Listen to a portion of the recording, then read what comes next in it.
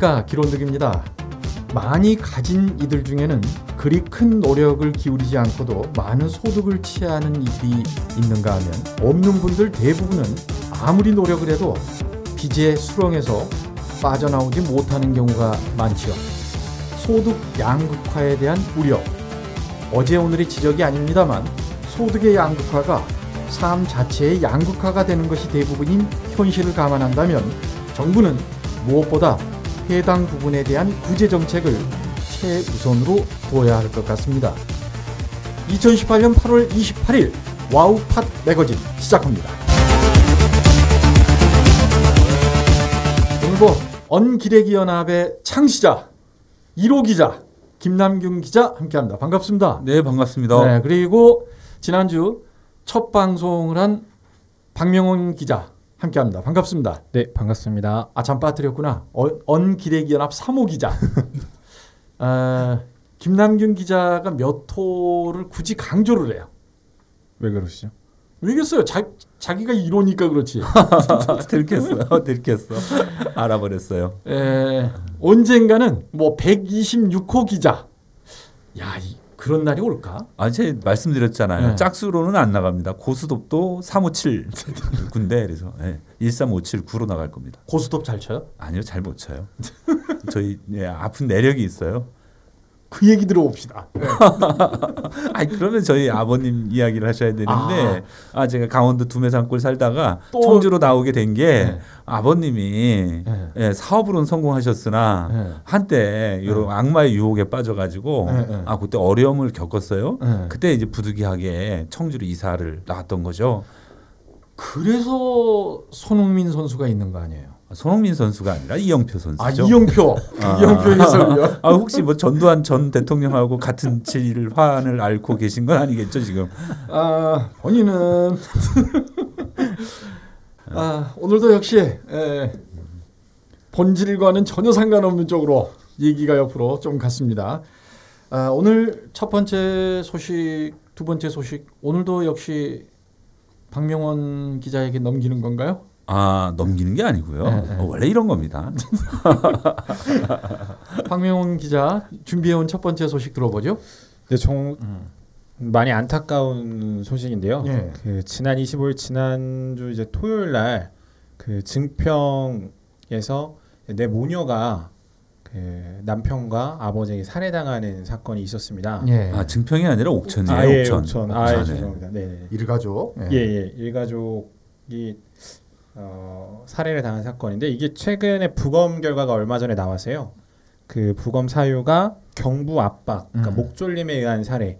그러니까 수면제를 먹인 뒤 목을 졸라서 이제 4명의 가족을 살해한 사건인데 남편은 그 범행 이후에 그 복부와 자신의 손목을 칼로 그어서 자해를 시도했지만 생명에는 지장이 없이 병원에 이송이 돼서 현재 그 체포영장이 발부된 상태로 경찰 조사를 받고 있는데요. 이제 본인 스스로가 현재 상황에 대해서 남겨진 가족들이 너무 힘들까봐 이런 범행을 저질렀다. 그렇다면 무엇이 그렇게 힘들었냐라고 물으니까 그 본인 앞으로 되어 있는 빚이 상당히 많더라고요. 2억 몇 천인가. 예. 그 옥천에서 작은 이제 검도, 그러니까 체육관을 운영을 하고 있었는데 거기에 다니는 학생들의 이름으로까지 대출을 받아서 또 제2금융권 사채까지 끌어다 쓰면서 빚이 정말 많이 늘어나고 한 달에 갚아야 될 이자만 700만 원 이상이었다. 그러니까 이런 경제난 때문에 상당히 힘들어 있었고 그 범행이 있던 당일에도 그 채무 관계로 인해서 사람들을 만나야 되는 약속을 어기고 이제 그런 범행이 있었고 그 돈을 받기 위해서 그 집을 찾아간 사람들도 경찰들이 와 있는 것을 보고 이런 참극이 벌어졌구나 해가지고 이제 이렇게 알려진 사건인데요. 이 이전에도 지난 4월이죠. 앞에 제가 잘못 말씀드린 증평 이제 모녀 살인 사건 이때도 이제 남편의 부재로 인해서 자신의 딸과 함께 그 숨진 어머니가 딸을 죽이고 이제 본인도 스스로 목숨을 끊은 사건. 그리고 지난해 2월에는 그 청주 한 마을에서 그 지적장애 2급을 앓고 있는 아들과 아버지가 집에 불을 질러서 같이 이제 사망하는 사건이 있었습니다. 그러니까 청주에서만 지난해부터 올해까지 전국적으로 많은 아픔 그리고 또 참극이라 표현될 수 있는 가족 간 이런 문제점들이 발생하고 있는데요. 이제 그 부분을 오늘 첫 번째 소식으로 준비를 했습니다. 예. 야, 한 달 갚아야 할 이자만 해서 700만 원 돈. 보통 웬만큼 고소득 가정이어도 좀 힘든 액수인데 처음에는 그렇게 빚이 아주 많지는 않았다는 얘기가 있어요. 근데 이제 빚을 부르고 말씀하셨던 대로 뭐 제2금융권이나 사채 쪽에 손을 대면서 눈덩이처럼 이게 자꾸 불어난 것 같은데 근데 그 지금 얘기하신 그 사인이 경찰 발표로는 1차 부검인 거죠? 1차 부검. 예. 네. 1차 부검이지만 그 유관이나 이제 부검이 소견상 거의 바뀌지 않아서요. 네. 약물 반응이 나왔고 수면제 그리고 그 뒤에 이제 직접적인 사인이라고 나오진 않았지만 그 약물 이후에 이제 목졸림이 있었다. 그러니까 요 정도 흔적만 이제 발표가 된 건데요. 그러니까 사실상 본인도 범행 일체를 자백한 상황이기 때문에 예, 그 부분은 뭐 달라지진 않을 것 같습니다. 고통 가운데 가장 견디기 어려운 고통이 생활고라고 하잖아요. 예. 사회의 안전망 장치도 물론 필요하겠습니다만 우리가 좀 여러 부분을 짚어봐야 될 것 같은데 특히 우리나라가 그 극단적인 선택을 할 때 가족 전체에게 이렇게 희생을 요구하는 경향이 참 도드라진다고 하잖아요. 뭐 뒷얘기 없습니까?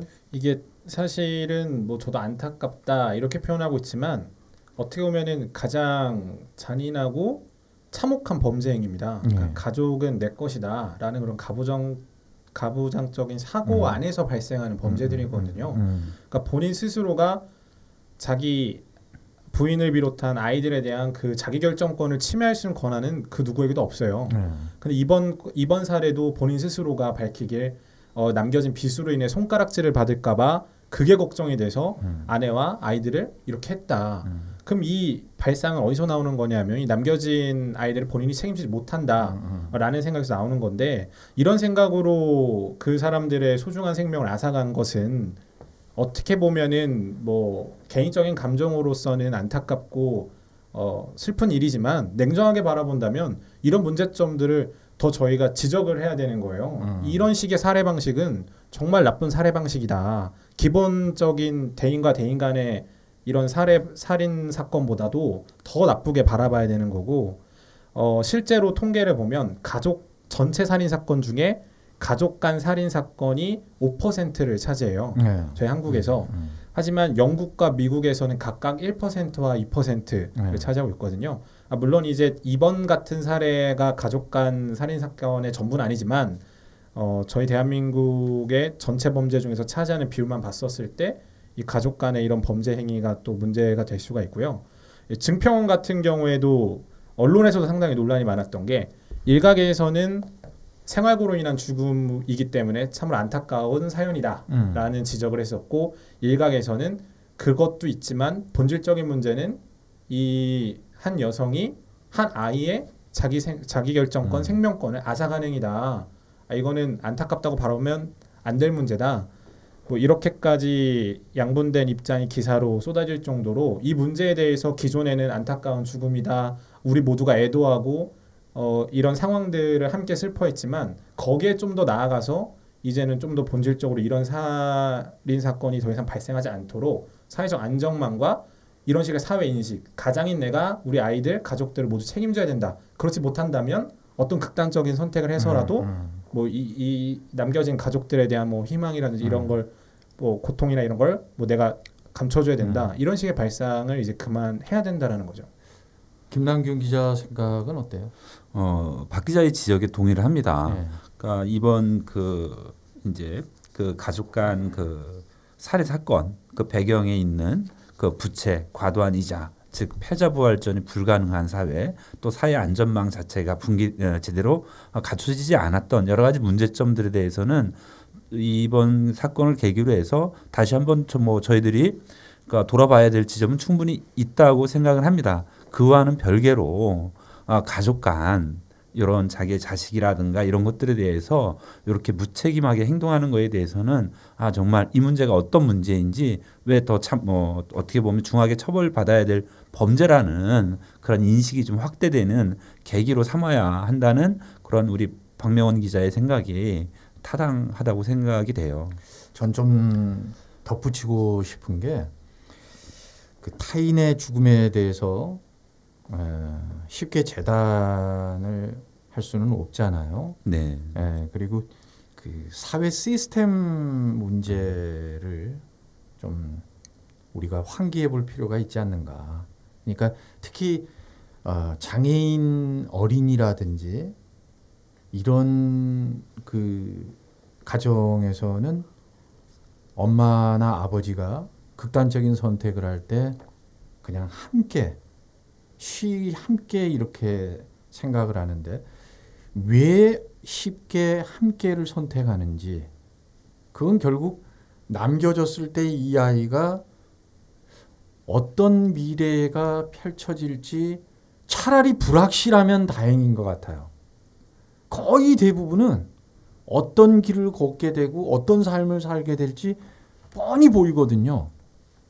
그래서 아니 저는 뭐 절대 미화하거나 뭐 이렇게 두둔하는 건 아니에요. 오히려 제 말이 더 냉정할 수도 있지 않을까 이런 생각이 드는데 이런 것도 우리가 한번 좀 생각해 볼 부분이 아닌가 이런 생각이 드네요. 어쨌든 그 최종 경찰의 발표는 아닙니다. 지금까지는 언론에서 나오는 이야기를 보니까 뭐 이제 이렇게 추정된다. 그리고 가해자인 남편이 이렇게 이야기를 하였다. 요 정도 선이니까 뭐 덧붙이고 싶은 이야기 있나요? 뭐 이번 사건과 관련해서는 네. 지난해 4월에 있었던 증평 모녀 사건과도 같은 선상에 있는 부분이라고 보고요. 그 지난해 발생했던 사건으로 이제 청주에서 유독 그 모두가 기억하실 만한 또 이런 참극이 주유소를 운영하던 한 가장이 사업이 어려워지니까 그 가스를 사서 그걸 이제 집에 틀어놓고 문을 다 막은 다음에 그걸 틀어놓고 자신의 이제 아이와 이제 부인과 함께 그 자살했던 사건도 하나 있습니다. 이게 제가 기자가 처음 돼서 그 사건을 처음으로 취재를 했었는데 그때도 이제 이런 지적이 나왔었거든요. 정말 남겨진 가족들을 걱정하는 마음이 있고 혹시라도 지금도 이런 어려운 생활 때문에 본인이 가장이란 그 남자라는 이유로 혹시라도 이런 짐을 가지고 있다 생각하신다면 이렇게 나오는 보도들처럼 그런 식의 판단이나 결정을 할 것이 아니라 주변 사람에게 좀 더 도움을 구하고 이런 사회 안정망을 구축할 수 있는 기관에 저희 관공서나 이런 데 찾아가서 내가 정말 받을 수 있는 도움이 있나 이런 심리 상담이나 이런 걸 충분히 받으셨으면 좋겠어요. 그러니까 혼자 판단하시고 결정하지 마시고 그 무거운 짐이라고 생각하지 마시고 그 짐을 가족들과 함께 내려놓고 같이 나누고 이런 관계기관, 뭐 사회복지기관이나 이런 시스템을 갖추고 있는 곳에 가셔서 좀 더 상담을 받으셨으면 좋겠다는 말씀을 마지막으로 좀 드리고 싶습니다. 그 긴급 구조도 있잖아요. 네, 관련 예산도 있습니다. 네. 이렇게 어려움에 빠진 이런 가정들을 위해서 그 소정의 심사를 거치면 긴급적으로 이제 경제적인 지원을 해주는 시스템이 청주시에도 있거든요. 원래대로 하면 뭐 절차라는 게 있는데 해당 공무원이나 사회복지사가 판단을 해서 이 분은 혹은 이 가정은 그런 이것보다는 우선 지원이 필요하다면 선지원 후 뭐 조치를 취하는 이런 시스템도 있는데 근데 문제는 그러한 시스템에 대한 홍보가 거의 이루어지지 않고 있다는 거죠. 뭐 박 기자는 현장을 뛰니까 그런 얘기를 여기저기에서 많이 듣고 합니다만 글쎄요. 일반 시민들께서 이런 정보들을 많이 아실까요? 사실 잘 모르죠. 이런 사건이 발생을 하면 첫 번째는 이런 사건이 벌어졌다라는 보도가 따르고요. 그 뒤에는 그 사람들의 이제 가정사 뭐 이런 것도 힘들었고 이런 지원을 받지 못했다 이게 뒤따르고 그 다음은 그럼 기관들은 뭐 했냐? 그러니까 증평 모녀 사건도 그랬어요. 그것 때문에 이제 증평군이 전수조사를 하고 충북도에서 전수조사를 하고 뭐 보건복지부에서도 이런 유형의 가정들을 뭐 하겠다. 그리고 각 언론들마다 이런 시스템에 대한 구멍난 점들, 부족한 점들을 지적을 했거든요. 근데 거기서 끝난다는 거죠. 지자체나 기관들이. 그렇지. 전수조사라는 것도 사실 믿을 수 없는 게 이게 공무원 분들이 보통의 이제 장애인이나 이런 그 장애인분들이 노예 문제가 발생하면서 장애인이 거주하고 있는 주민등록지를 다 전수조사했던 적이 있어요. 얼마 전에 지난해. 근데 이 전수조사를 어떻게 했냐면 직접 그 방문을 해서 그 거주하고 있는 집에 실제로 그 등록되어 있는 분이 장애 등록이 되어 있는 분이 거주하시는지 어떤 생활을 하시는지를 보시는 게 전수조사의 핵심인 건데 전화를 하시는 거예요. 여기에 뭐 박명원 씨 계시나요? 뭐 그분 여기서 잘 거주하고 계시나요? 이런 식의 전수조사를 끝난다는 거죠. 그럼 인위적으로 그릇된 정보를 제공해도 그냥 모르는 거네요? 그렇죠. 그냥 그 집에 증평 모녀 같은 경우에도 그냥 그 집에 잘 거주하고 있고 뭐 별다른 변동이 없다면 유선상, 통화상으로에 대한 그 어려움이 없다면 실제로 그분이 생활을 그 집안에서 어떻게 하는지 어떤 상황인 건지 전혀 알 길이 없다는 거죠. 그런 문제들. 근데 이 문제에 대해서 그러니까 그 내면에는 뭐냐면 또 일선 동사무소에서 근무하는 사회복지 그 우리 공무원들 분들의 말을 들어보면 현실적으로 불가능하다는 거예요. 그러니까 일일이 각각의 이제 어떤 그 맡겨진 그 파악해야 될 담당하고 있는 그 사람들에 비해서 공무원의 숫자가 턱없이 부족하고 사실 이렇게 직접 바깥에 나가서 상담을 하루 했다라고 한다면 또 그 시간만큼의 야근을 하지 않으면 도저히 이제 현재 그분들한테 주어져 있는 업무를 감당할 수가 없다는 거거든요. 근데 김 기자 조만간에 뭐 별정직으로 공무원으로 가요? 저요? 네. 한참 얘기 듣다 보니까 아니 농담이고. 근데 그러니까 정말 우리 사회복지 공무원들 있잖아요. 그러니까 정확한 수치는 기억이 안 나지만, 그러니까 이분들이 의외로 자살을 하는 비율이 그 다른 직종 직렬의 공무원들에 비해서 매우 높고요. 몇 해 전에는 그게 우울증이라든가 이런 질환, 정신질환의 발병률도 상당히 높은 걸로 나와 있어요. 정말 한편에서는 그러니까 우리의 이제 행정에서 제대로 그 뭐죠? 그러니까 우리가 이제 빈 구석도 있지만 일선에서 근무하는 사회복지 공무원분들 같은 경우에는 아주 과도한 노동 시달리고 있는 거는 분명한 사실인 것 같습니다. 너무 열악해요. 지금 많이 처우가 개선됐다고는 하지만 언제 그것도 한번 저희가 집중적으로 한번 다뤄봤으면 합니다. 박 기자의 얘기대로 하자면 이 전수조사라는 게 결국 수박 거달기식으로 주마간상격으로 이렇게 됐다는 거 아니에요? 결국 그 전수조사를 한 목적이 없어져 버린 거네? 그냥 그런 식으로 전화로 물어보고 대충 할 거면? 그죠? 사실상 그렇죠. 이제 조사는 하긴 했지만 그 서류상으로는 조사는 되어 있죠. 물론 이제 그 유선상으로도 실제로 거주하지 않는 경우를 찾아내서 그 도움을 준 사례들도 많습니다. 하지만 그런 누구나 쉽게 확인할 수 있는 방법이 아니라 그 장애인에 대한 문제도 그렇지만 이런 것처럼 이제 증평 모녀 그리고 뭐 아직 유형이 정확하게 나오진 않았지만 옥천의 경우에도 이런 가정의 이런 문제점들이나 그리고 뭐 증평회 같은 경우에는 남편이 사망한 뒤에 혼자 남겨진 가족들에 대한 이게 전혀 케어가 안 됐던 거거든요. 근데 이게 관련 규정을 보면 이런 이제 가족이 이렇게 사망했을 경우 이제 극단적인 선택으로 인해 사망했을 경우에 이 남겨진 가족들은 자살 고위험금에 올라가게 되어 있어요.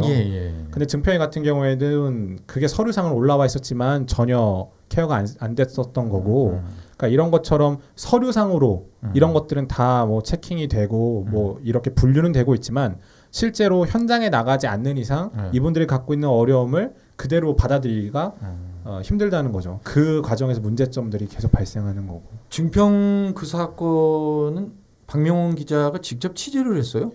네, 당시에 예. 어쩐지 자세히 알고 있는 것 같아.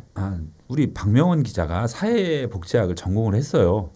인맥이 넓고 그 다음에는 제가 옆에 지켜봤을 때 정말로 이쪽 관련한 제보도 많이 옵니다. 마당발이에요. 김남균 기자의 그 어투 가운데 습관이 하나 있어요. 박명원 기자 혹시 뭐 습관 떠오르는 거 없어요? 아무거나? 크게 관심이 없어서. 나만 관심이 많구나. 그 김남균 기자는 상대가 무슨 얘기를 하잖아요. 근데 그게 긍정적이고 좋은 이야기일 때는 앞에 꼭 우리를 붙여요.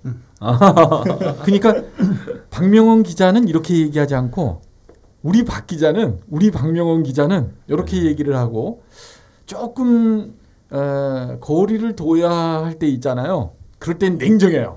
네. 그냥 함구하고 있든지 아니면 박 기자는 이렇게 짧게 얘기를 해요. 잘 한번 확인해 보겠습니다. 오늘도 그랬어요.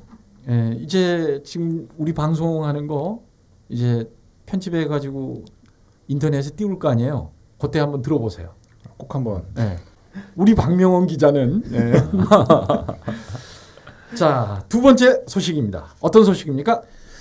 요거는 아직 그 기사화되진 않았고요. 잠깐만 거기까지. 예고편입니다. 우리 박명원 기자가 오늘 브리핑하는 거는 예고편. 그러니까 진짜 분석하고 그다음에 생생한 정보는 다음 편에 저기를 하고 오늘은 맛배기로만. 뭔데요? 네. 두 번째 내용이 네. 뭔데 이렇게 뜸을 들이지? 그러니까 한 가지만 예를 든다면 우리 박 기자가 미리 준비해 온 거를 들으면 또 우리 박 기자 말끝마다 우리야. 그러니까 우리 충북에 있는 11개 이제 우리 시군이 있지 않습니까? 한 그 이제 그 지자체 공무원들 5명이 동시에 징계를 받았어요. 5명이 동시에 어떤 내용으로 들어보시죠. 이렇게 가는구나. 자, 우리 박 기자 전해주시죠. 네, 예고편이 맞고요. 이 사실은 정보공개 청구를 했고 아직 모든 시군에서 답이 온 건 아니고요. 일부 시군에서만 답이 왔는데 그 내용이 너무나 충격적이어서 미리 우리 와우팟을 통해서 먼저 공개하고 싶어서 이렇게 준비를 했습니다. 저희가 정보공개 청구한 내용은 공무원들의 범죄 적발 현황입니다. 여기에는 11개 시군 공무원을 포함해서 그 충북 도내에 있는 국립대, 사립대학교 교수와 직원들, 교원들까지 모두가 포함이 되어 있고요. 뭐 공공기관, 뭐 산하 재단 이런 직원분들까지 모두 포함된 그 지표입니다. 먼저 정보공개 답변을 준 충북도청의 경우를 말씀을 드리겠습니다. 2015년부터 2018년 8월 24일까지 내역인데요. 지금까지 총 52명이 법률 위반으로 인해서 통지가 됐습니다. 이 내용은 내부 징계는 빠져 있는, 그러니까 외부 검찰이나 경찰을 통해서 수사기관에서 통보를 한 내용만 들어가 있습니다. 그러니까 내부 징계까지 합쳐진다면 좀 더 디테일하고 나오겠죠. 다양한 내용들이 나오겠죠. 그걸 감안해서 들어주시면 좋을 것 같습니다. 모두 52명이 징계를 받았고요. 52명에게 법률 위반 통보가 내려졌고 이 중 징계를 받은 사람은 47명입니다. 5명은 안 받았네? 이 5명의 경우에는 범죄 위반 내역이 통보가 됐어도 예를 들면 뭐 불문이라고 해서 구두 경고 정도로 끝나신 분들이 5분이 계세요. 제일 많은 유형은 역시 음주운전. 그렇지. 그렇다면 징계는 과연 우리 충북도청은 어떻게 했냐? 대부분이 불문 경고입니다. 음주운전인데? 구두상의 경고. 제가 알기로 공무원의 음주운전은 나중에 인사고과에서도 치명적이고, 그리고 한동안 왜 이것 때문에 공무원들이 음주운전하다가 적발되면은 끝까지 막 신원 숨기고 그랬었잖아요. 그런데 이렇게 했다는 거 아닙니까? 조심해. 구두 경고. 맞습니다. 왜 이러지? 저기 김남균 기자 당신 이렇지 않았잖아. 원래 그랬어요? 아니 원래 그랬습니다. 케미 있게 하는 건 좋은데 네. 다시 한번 해줘봐요. 재밌다. 조심해. 그래서 일단 불문 경고, 대부분이 불문 경고를 받았고요. 네. 견책, 요 정도. 하지만 이제 말씀해 주신 대로 그 최근 6개월에서 9개월 사이에는 감봉 처분으로 징계 수위가 약간 높아졌습니다. 바로 위에 단계로 감봉 뭐 1개월, 2개월 정도 받기 시작을 했고요. 특별하다고 말하기는 좀 그렇지만 눈에 띄는 범죄 기록들이 있는데 지난해 5월입니다. 범인 도피 교사로 훈계 처분을 받은 직원이 있습니다. 범인 도피 교사? 예. 왠지 좀 중한 죄일 것 같은 제목인데? 실제로 본인이 범인의 도피를 돕진 않았지만 교사라는 게 붙어있기 때문에 누군가를 시켜서 어떤 범죄를 저지른 분을 도와준 거다. 도주를. 그렇게 볼 수가 있고요. 또 상해와 특수 재물손괴. 그냥 재물손괴가 아니고 특수 재물손괴? 예, 뭘 들고 이제 부시신 거죠. 예. 이런 분도 있었는데 그 상해전과 이런 분들 모두 견책 훈계 처분을 받았습니다. 이런 분들이 총 52분이나 된다고? 그렇죠. 52명. 하지만 내부 징계는 빠져있는 수치입니다. 그러니까 여기서 우리가 약간 물론 그 내부 징계 사항도 정보 공개를 청구를 해서 지금 자료가 오고 있는데요. 저희가 여기서 집중해야 될 게 뭐냐면 법률 위반 내역. 그러니까 사법당국에서 이 사람들의 범죄 현황 그리고 이런 문제점들을 지적한 내역을 받고서도 이 정도 징계를 했는데 과연 내부에서 적발된 문제점들은 어떤 징계를 했을까? 그러네. 그리고 내부에서 적발된 이 사항들을 과연 그 사안의 뭐 경중을 떠나서 과연 사법당국에 실제로 수사 의뢰를 했었느냐라는 것도 곧 와우팟을 통해서 저희 기사를 통해서 밝히도록 하겠습니다. 예고편이 이 정도로 디테일해요? 그렇습니다. 그럼 본편은 도대체 얼마나 이야 흥미진진한데? 저희 충북이 뉴스가 자랑하는 게 데이터 저널리즘입니다. 그러니까 이제 정보공개 청구를 통해서 세세한 데이터들을 확보하고 이 데이터를 정렬해서 그 새로운 어떤 데이터의 이제 분류를 통해서 메시지를 뽑아내는 거죠. 다 이거 제가 가르쳐 준 겁니다. 그렇습니다. 잘 배우고 그리고 충북도청의 경우에는 이게 가장 최근인데요. 2018년 3월 경에 징계를 받은 내용인데 모 부서에서 이게 범죄 내용이 긴데요. 특정범죄 가중처벌 등에 관한 법률 위반, 도로교통법 위반 이 두 개가 동시에 걸렸어요. 세부 사항으로는 도주 차량, 음주운전, 사고 후 미조치. 뺑소니네요. 음주뺑소니입니다. 음주뺑소니. 음주뺑소니. 그 음주운전을 한 것만으로도 이건 예비살인이다라고 할 정도로 지탄을 많이 받고 있는데 이분의 경우에는 심지어 음주를 하고 뭐 차든 뭐 차를 쳤겠죠. 여기 뭐 치상은 없으니까 사고를 낸 뒤에 도주를 하다 적발이 되신 거예요. 그러니까 더 큰 문제인데 우리 이제 충북도청에서는 징계를 정직 3개월. 근데 그래도 요 수준에서는 꽤 높은 처분을 받으신 겁니다. 정직 3개월. 공무원들이 이 정도의 정과는 좀 문제가 있는 것 같아서. 사실 오늘 준비했던 내용에는 없는데요. 그 교육청의 경우엔 이 음주 문제가 너무나 심각을 해서. 너무 심각해? 네, 그 심각해서 그 교육감님이 직접 이제 음주를 한 그 교원이나 직원들에 대해서는 예외 없이 강경하게 징계를 하겠다라고 사실상 이제 선전보고까지 하셨는데 최근 기록을 보면 2018년, 2017년 하반기 이제 그 지침이 내려온 이후에만 그 전과 기록만 보더라도 범죄 기록만 보더라도 80% 가까이가 다 음주로 징계를 받으셨어요. 교육청이? 예, 상당히 많으세요. 상당히. 그런 거 아니에요? 뭐 음주운전 추방 결의 대회 이런 거 열면서 그 자리에서 건배! 죄송합니다. 죄송할 만하네요. 김남균 선배가 훨씬 더 개그감이 뛰어나신 것 같습니다.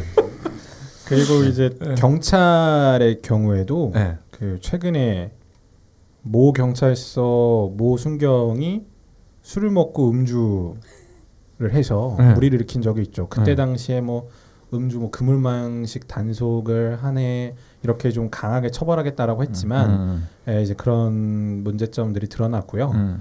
그리고 시간은 좀 지났지만 충북도청의 경우에는 제가 직접 전화를 해서 확인 한번 받은 건데 지난 2015년 11월 당시에 언론에도 많이 보도됐던 건데 의회 사무처의 한 고위 간부 공무원이 강제추행으로 징계를 받았습니다. 강제추행? 네, 강제추행으로요. 네. 그래서 당시에 뭐 이 의회 사무처 간부 공무원에 대한 그 비판이 들끓었었고 의회 차원에서도 잘못된 행위다라고 이제 말이 좀 많이 나왔고요. 그리고 이분 같은 경우에는 최종적으로는 기소유예 판정을 받았어요. 그 피해자와 합의를 했든 어떻든 간에 기소유예 처분을 받았는데 결과로 여기서 문제를 하나 드리겠습니다. 과연 이분은 어떤 징계를 받았을까요? 어쨌든 기소유예가 됐다는 것은 검찰까지는 갔다는 거잖아요. 범죄 혐의가 인정이 된 거죠. 그렇죠. 네. 그러니까 이제 없애주는 게 아니라 유예를 시켰다는 거잖아요. 자, 김남균 기자 어느 정도의 징계를 받았을 것 같아요? 그 교원대 그 성추행했던 스타 교수의 사례를 감안하면 저는 그 사례를 가지고 감봉. 네. 아, 나 감봉이라고 하려고 했는데 네. 김 기자하고 좀 같이 가는 건 싫고. 네. 감봉. 아니 근데 박 기자가 감봉이나 중징계 같으면 퀴즈를 안 냈을 거예요 아마. 감봉은 중징계가 아니죠. 경징계. 감봉도 중징계가 되죠. 왜냐하면 나중에 인사고과에서 그게 항상 걸림돌이 되거든요. 감봉보다 좀 약한 게 뭐가 있어요? 바로 위에? 구두경고. 견책. 그거는 구두국 경고고 견책. 구두가 아니라 구두경고. 설마 근데 견책은 아니었을 것 같은데. 견책입니다. 견책이에요? 네, 견책을 받았어요. 견책. 앞서 말씀드렸지만 상해 뭐 이런 전과들도 다 뭐 훈계, 견책 처분을 받기도 했지만 이런 성범죄 경우에도 견책 처분을 했다라는 거 그것도 이제 뭐 공무원의 급수에 따라서 징계를 해야 되는 건 아니지만 간부 공무원급이라면 5급 이상의 공무원이라면 사실상 자기가 책임져야 될 부분들이 상당히 많거든요. 근데 의회 민의를 대변하는 의회에서 일을 하고 있다면 더더욱 그렇고. 그렇죠. 하지만 견책에 불과했고 당시 감사관실에서는 기소유예를 받았기 때문에 징계위원회에 경징계를 요청을 했습니다. 이것도 문제라는 거죠. 애초에 경징계를 요청했기 때문에 경징계인 감봉, 견책, 불문경고 중에 이제 견책을 선택을 한 거고. 음성군의 경우에는 조금 더 심각합니다. 내용이. 이건 2014년 8월 20일 징계 내용인데 법률 위반 내역이 폭력 행위 등 처벌에 관한 법률 위반, 집단 흉기 등 폭행입니다. 집단 흉기 등 조폭이에요? 제목만 들어도 좀 무서운데 사실상 흉기, 무기가 될 수 있고 사람을 해칠 수 있는 도구로 폭행을 저질렀어요. 미수가 아니라 실제로 이 죄목을 보면 그렇다면 과연 징계는 뭘 받았을까? 이거는 그 견책보다는 좀 더 세게 갔겠죠. 뭐 감봉 3개월이라든지 결과는 어땠어요? 불문경고, 구두경고 수준을 받았습니다. 그죠. 네. 이야. 그래도 음성군은 이제 음주운전에 대한 처벌이 좀 강합니다. 감봉 이상의 징계를 내렸거든요. 2014년부터 도청보다는 수위가 높게 했고 또 절도를 한 공무원은 견책. 절도를 했어도 견책, 그리고 허위 공문서 작성, 사기, 위조 공문서 즉 사업비 횡령으로 정직 1개월에 징계부과금 1,100만 원을 받기도 한 공무원도 있습니다. 또 2015년 11월에는 공무원 5명이 앞서 김상균 선배가 말씀해 주셨지만 공무원 5명이 나란히 징계를 받았는데 요 제목이 성매매입니다. 잘들 한다. 아주 그 미운 우리 새끼인가? 그 텔레비전에서 김건모 어머님이 그 얘기 잘하신다면서요. 가지가지한다. 이야, 그 몇 해 전에는 그 청주시 공무원들이 네. 그 이제 업체죠, 업체 관계자한테 네. 요구를 해서 중국에 가면서 성매매를 요구하는데 그 에스코트 서비스라고 하나요? 근데 아주 나라망신 다 시켰잖아요. 네, 그때. 그런 분들도 있었죠. 이분들의 경우에는 이제 감봉 1개월 처분을 받았습니다. 성매매로 인해 적발이 됐고 음주운전보다 가볍거나 동일한 징계를 받은 수위고요. 근데 이것들이 이제 세발의 피다. 아직 지역 대학, 공공기관 그리고 다른 이제 관공서에 대한 법률 위반 내역이 다 도착하지 않은 상태이고 아직 분석 중에 있고요. 이 법률 위반이 통보가 돼서 징계한 사례 외에도 내부적으로 이런 범죄들에 대한 유형들이 발견이 돼서 징계한 사항들도 저희가 정보공개청구를 지금 해놓은 상태거든요. 그러니까 이런 것들을 고려했었을 때 과연 우리 충북 도내에 있는 공공기관 그리고 이제 관공서 이런 공무원들의 청렴성과 도덕성을 알 수 있는 지표가 되지 않을까. 하지만 앞서 말씀드린 충북도청과 음성군의 경우만 놓고 봤었을 때 이 뒤에 나올 기관들도 그 문제가 심각하지 않을까 이런 우려가 있고요. 참고로 충북도청과 음성군의 경우에는 타 기관에 비해서 문제가 그래도 적은 편입니다. 예고편이라 이거죠? 예. 이 정도가 본편이 예고편 정도나 좀 약했으면 좋겠다. 근데 파헤쳐서 만약에 더 센 것들이 나온다면 참 씁쓸할 것 같아요. 가장 궁금한 건 청주시죠. 청주시 공무원들의 내부 징계 그리고 법률 위반 내역.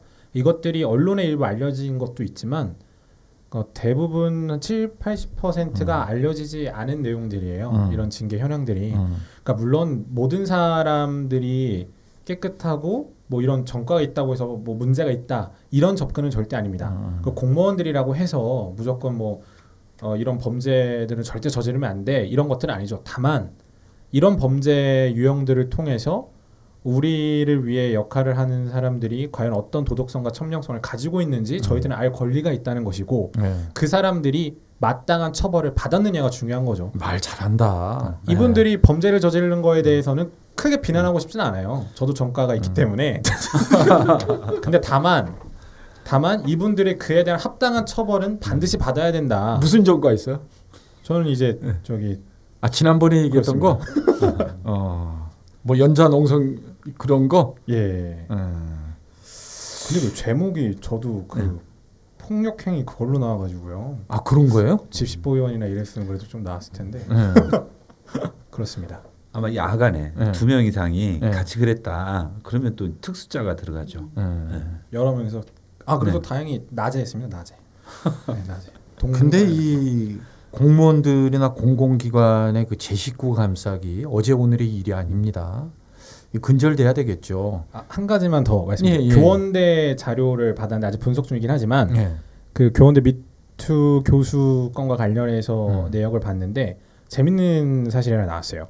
교원대에는 교수와 이제 직원 모두가 이제 공무원 국가공무원 법상에 적용을 받는 사람들인데 같은 범죄 기록이 있지만 누구는 감봉을 받고 누구는 견책을 받더라고요.